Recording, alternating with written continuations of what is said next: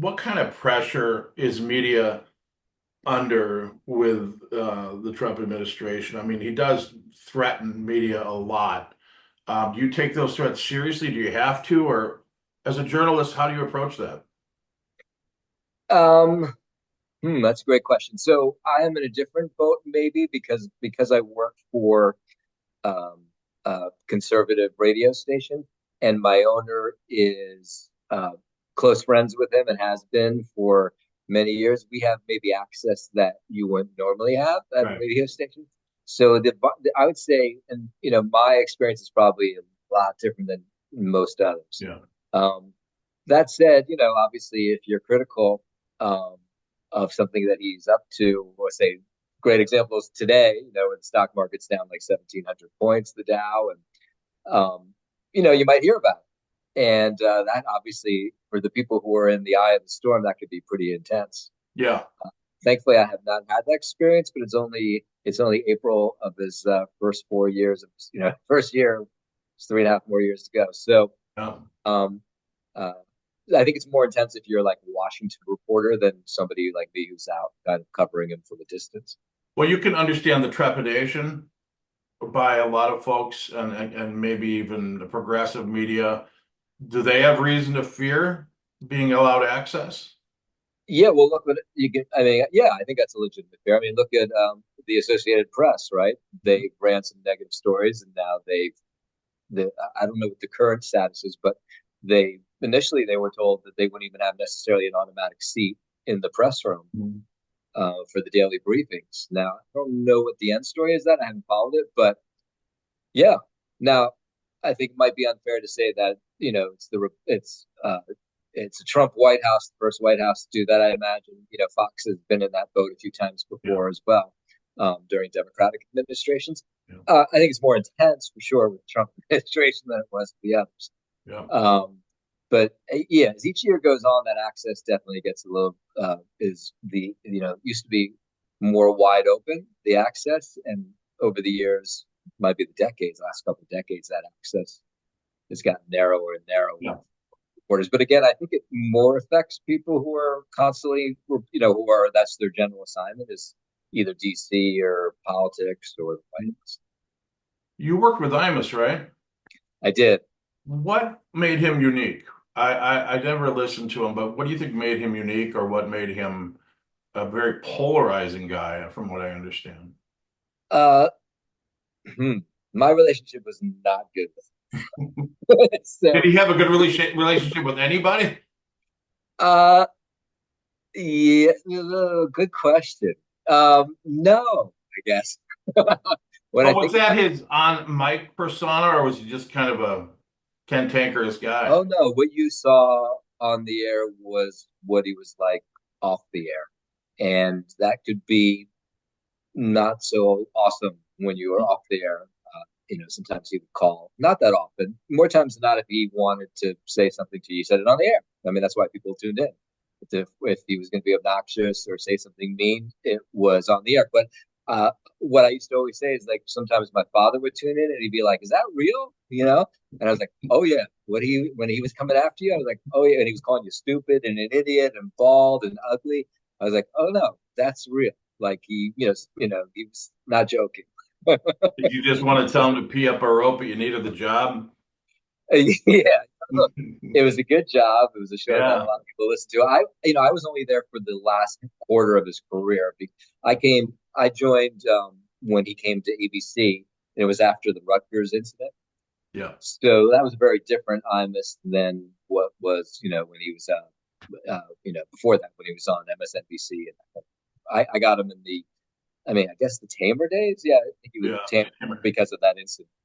Was it a zoo format, or was it strict news, or I honestly didn't listen. I didn't know. Um, when I was on Zoo format, yeah, I think there was open mic. I mean, he would have guests on, but his main cast members, I really wasn't a main cast member, but his main cast members, yeah, they could weigh in and make fun of him and joke and Yeah. jump in. And when he was doing interviews, usually it was really one on one that Yeah. he So did you with those left him guests. alone during interviews, kind of. Yeah, yeah, but it was his show. There was a definite vibe in terms of how it went. It was specific. I'm sorry. It was a specific interview every single day where it was, at 05 was an interview, at 15 after, he had all these benchmarks Yeah. uh, that made him maybe more, I guess, in some ways less zoo-like because it was, you knew what you were getting each moment. Let me see if I can shut it up. Shush, shush. I love dog. Sorry about it. No, not at all. She hasn't barked in 3 weeks, but now it's barking. Yeah, perfect. He hates Yeah, me. yeah, New York, I associate with just, the biggest news of the day. I mean, it's New York for God's sake. But what stories do you look for beyond the headlines? What makes engaging radio for you on your broadcast, other than, something coming out of Washington? yeah. The hyper local story is always the best. So I can think of just in the last couple of days, just stupid stuff, but it's the stuff that leaves an imprint and people will ask you about later. So some of that is like there's a story that Upper Manhattan of this guy who has now 10 roosters in the back of his apartment building, and they're so loud that they're people keeping people up at night, and it's great. So you were talking to people in that neighborhood, and they were saying, "I can't take it anymore," Right. and I'm on a Zoom call like we are. And the dog starts and the rooster start, cackling, and I can't get anything done. They're cackling in the middle of the night. I mean, that's most of the people in this neighborhood. But then there's always some guy, which is always really funny. He's like, well, that's what it's like living in the city. Leave if you don't like it, get the hell Right, out. right, of course. You're like, That's but it's a good rooster. radio, though. That's good radio. Yeah, yeah. What I don't Um, understand is how come the rats haven't taken care of them? yeah, right, right. And then of course it's always good rat stories. Oh my God, there was one up in Harlem this week where this happens all the time. I could spend all day just covering those stories where it's uh, people go on a rent strike because the landlords are just god awful human beings and they've let these buildings deteriorate in such a way that it's basically unlivable. There's holes in the wall, there's rats running around everywhere. And there's this one building in Harlem last week where they've now started a rent strike. So they're hoping, Yeah, and then try to get our attention, obviously, to tell their stories so they can embarrass those landlords and right. paying their bills. But and then you get the quirky stuff. And this story went national because we cover tri-state, so it's Connecticut, New York, New Jersey, Westchester, Long Island, and a bunch of places that our signal goes out to.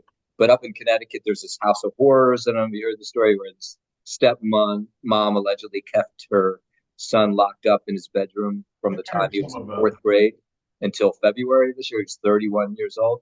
He's Um, 31. he's 31. Oh, I smell a movie. Yeah. And when for whatever reason, he was locked in the room and he was let out like an hour a day. And, and he finally set his room on fire in February, Hmm. like figured out, got enough ingredients to set the room on fire because he figured, okay, either I'll die and this will Yeah, get me out of the misery I'm in, or the firefighters will come. And the firefighters came and they great. found him and he was 5'9" and 68 pounds. I mean, she was basically starving him to death. I mean, it's an awful story, but people are just so fascinated. And the woman is like from casting central. Like, I mean, she looks like an evil, evil stepmom. I gotta So look up after this. I've heard tell, but that's yeah, amazing. That people can't reminds get me enough of that. of a line in the film Parenthood when Keanu Reeves says, "You need a license to fish, you need a license to drive, but any butt reaming asshole can be a parent." Yeah, exactly.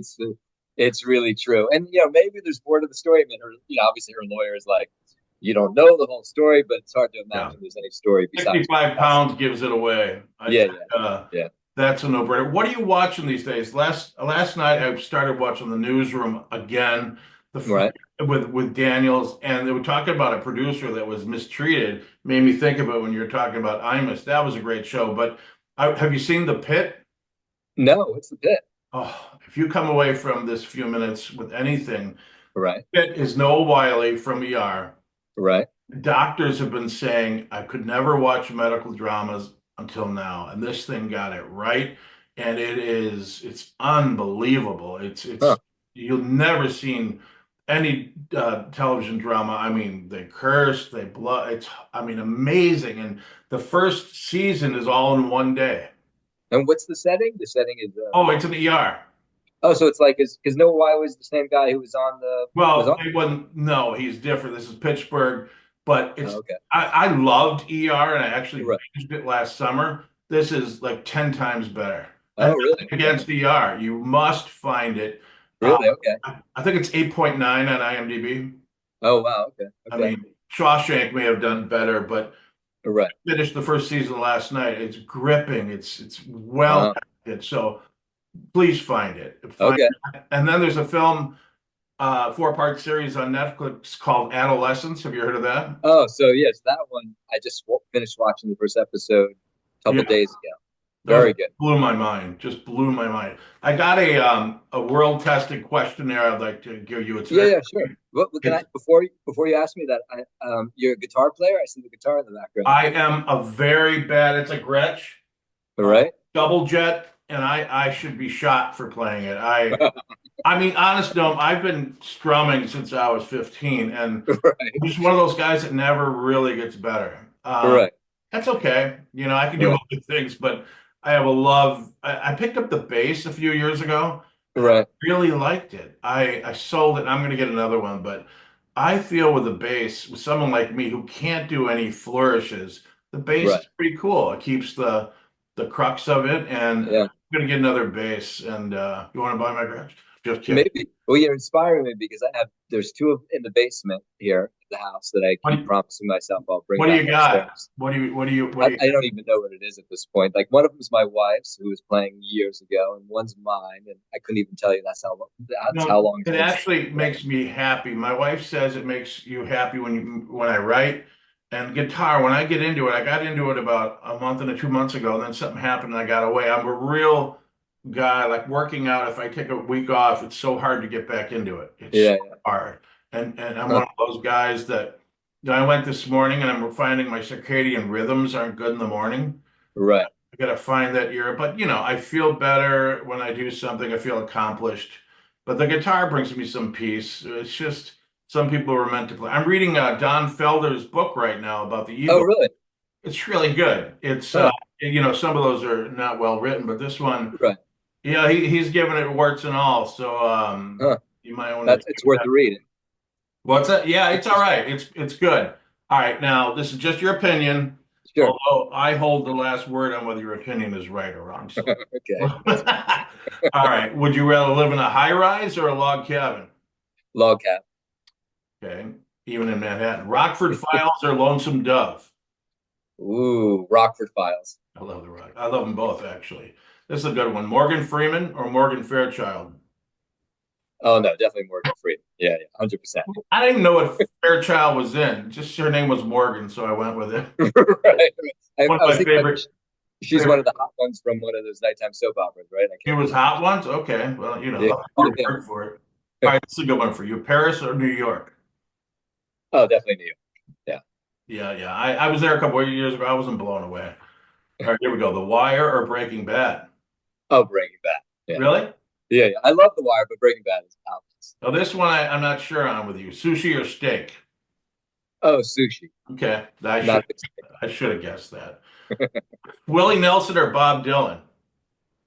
Uh, oh my God, that's a really tough one. Boy, I Really? love those guys. I'm a huge uh, Bob Dylan fan, and yeah, I guess it's Bob Dylan. I go with Have you seen that bio? It's really good.